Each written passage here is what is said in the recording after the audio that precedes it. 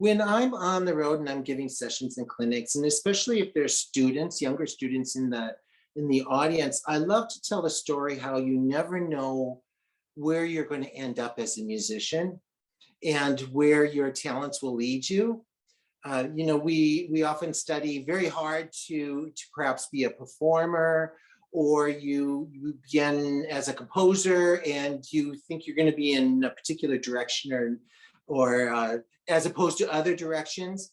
And it's really how many opportunities come to you and how you respond to those opportunities. I found that I came from North Dakota, which is really, out in the outer bounds of the US. And I grew up in a family rock band. So I learned how to improvise. I learned to understand harmony really by heart and under duress, so to speak, because we were always performing. So every day was learning a new chord and how to improvise and how to perform and whatnot. When I got to college, I had a complete reversal where I just loved studying Stravinsky and Debussy, and just this whole different world was opened up to me. And in that course of that, I started really focusing on piano pieces that appealed to me compositionally, much more than, just kind of getting a well-rounded stylistic background. I really was drawn to the 20th century composers. So then at that point, I decided to become a composer. And it was almost just like that. So I transferred to the University of Southern California in LA, thinking that I wanted to become a film composer. And in the course of those 3 years there, I really pivoted to where I really wanted to just focus on being a composer. And especially I loved working with dancers. So as a pianist, after my undergraduate, I worked for 2 years full-time, 7 days a week, playing for modern dance and ballet and jazz dance, and really learned how to improvise and keep an interest, keep a steady beat, but using this rubato and trying sort of harmonic tricks to just keep all those dancers interested in the music. At that point, I thought it would be a wonderful shot to get one last chance to focus 100% on composition again. So I applied for graduate school and I did my studies at Yale University. In those 2 years, I really thought, well, this will be like the jewel on time and focus, and I can really write. I learned so much from my colleagues there and from the opportunities that I had at that time to compose. When I returned to LA, from that, I just happenstance got a job at a music publisher. And what I thought was a part-time job became a full-time job, and in many different aspects. So all of a sudden, my musical training allowed me to publish as a composer. It allowed me to go out and do sessions and clinics as a pianist, as an educator, as a publisher, author. It also allowed me to understand music engraving and the language of music, how to convey that language to someone who's just going to read the page and understand what you want. So that ended up to be a 30-year career, and I'm still in that industry, and I'm hoping to see a lot more decades of doing that as well. During COVID, I really realized that all of a sudden I had that second chance that I thought I only had in graduate school. I found a very peaceful time because we were all sequestered to be able to sit down and write again. Just write as much, make it as perfect as possible, really try to immerse myself only in the composition. I took advantage of that. And from the minute I was locked up in the COVID isolation, I was writing music. And I was also studying music. And the interesting turn for me, which I think will be my direction for the next couple of years here, is that I really realized that the educational level of composers, the Gerlitz, the Bergmullers, the Hellers, I really didn't know every piece of their, only selections that were in collections. So I have a pile of purchases to really learn what they did so well that has lasted so long within that educational genre. So now I'm on some projects that I'm working on that are taking what I've learned from their musical abilities and also aiming it towards the educational and the student focus, and writing and aiming my music even more so to that middle of the ground educational composer. One opportunity I have had in the last year is starting up a publishing company. So I'm thinking of how to produce the books, what ideas I would like to do for the focus on the publishing company. So it's been quite a journey, and it's actually just as exciting as when I was younger. Could you share a bit about your composing aspect of music making? What are you enjoying doing right now? It's been interesting because I think that when students, whether you're a pianist or a composer, when you're leaving the university and you're kind of immersed in a little bit of a shell to focus on unaffected world. You know, you're studying the classics and you're exploring that in a very serious manner.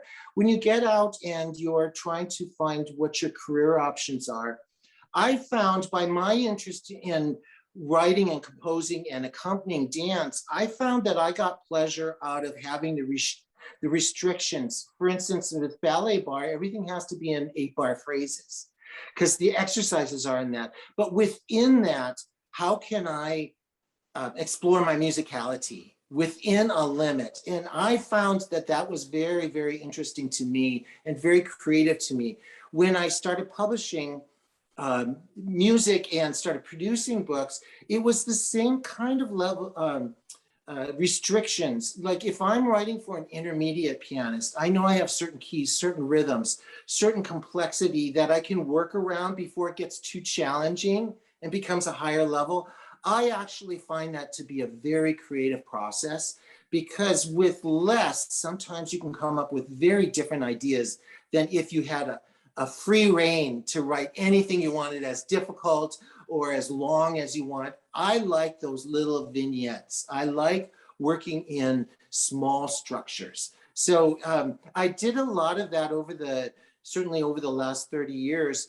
And now it's become slightly different. I've sort of clicked into that I can explore a new language for myself. Part of it is kind of jazzy, but not locked into free improvisation, but the sound of jazz within a very structured piece.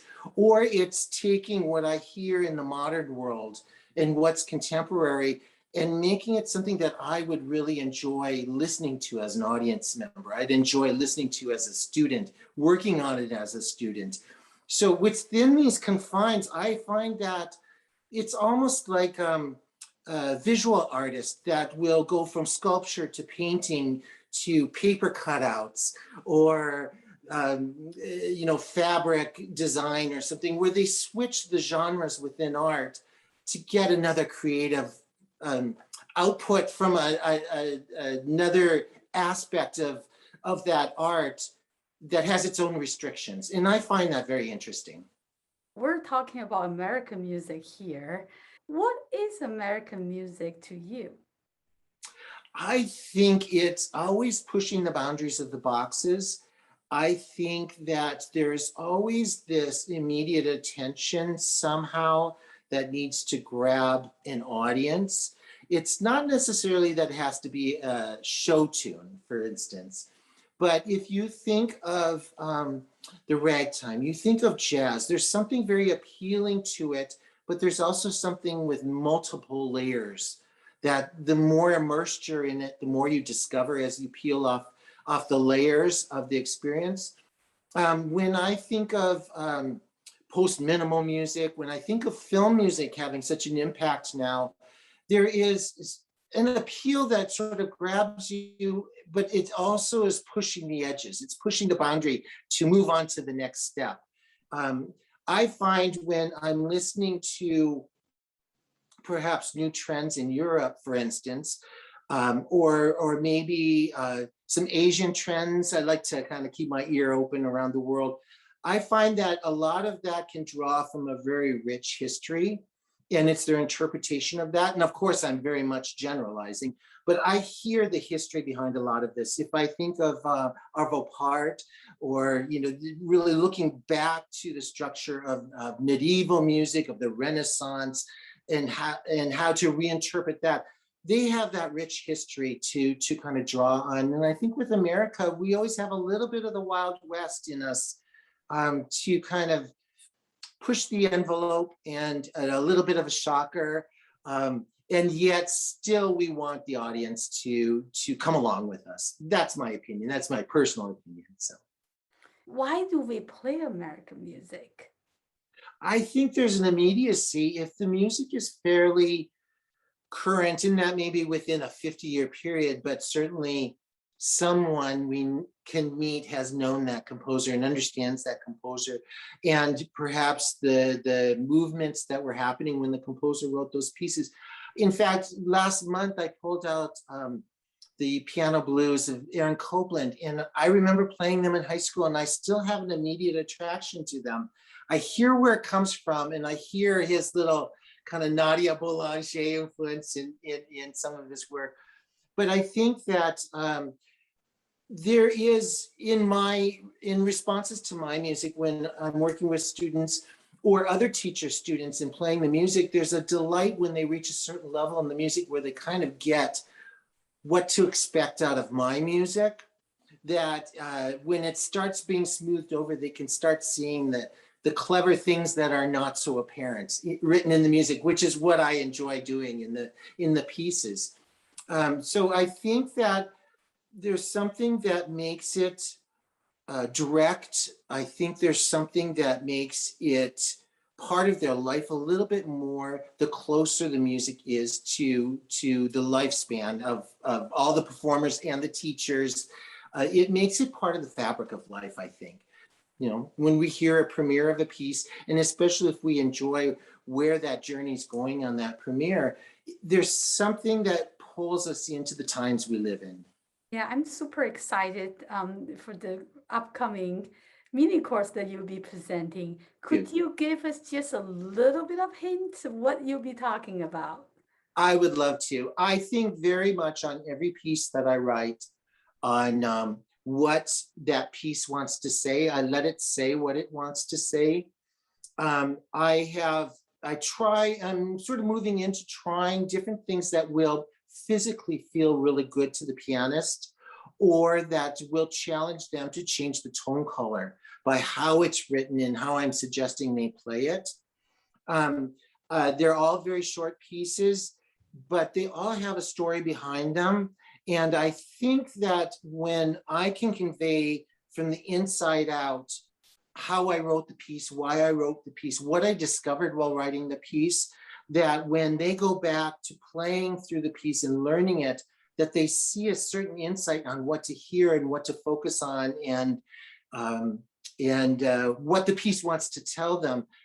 That's not so apparent when you're just sitting down and you know nothing about the piece. There's always a delight in hearing a composer say, oh, and here I was shifting between these two keys constantly so that I can reach this high point in the piece over here.